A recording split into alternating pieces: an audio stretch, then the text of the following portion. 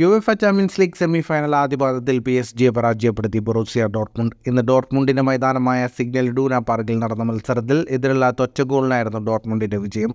മത്സരത്തിന്റെ 36-ാം മിനിറ്റിൽ ബൊറൂസിയ ലീഡെടുത്തു.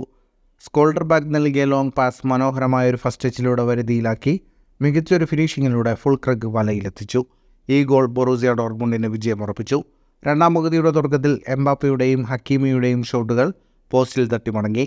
സമനില ഗോളിനായി PSG ഏറെ ശ്രമിച്ചുവെങ്കിലും ഗോൾ കണ്ടെത്താനായില്ല. മത്സരത്തിന് കണക്കുകളിലേക്ക് വന്നാൽ 58% സമയവും പന്ത് കൈവശം വെച്ച് കളിച്ചത് PSG ആയിരുന്നു. 14ഓളം ഷോട്ടുകളാണ് PSG തൊടുത്തത്. 3 ഷോട്ട് ഓൺ ടാർഗറ്റ്. 583 പാസുകൾ 90% കൃത്യതയോടെ PSG പൂർത്തിയാക്കി.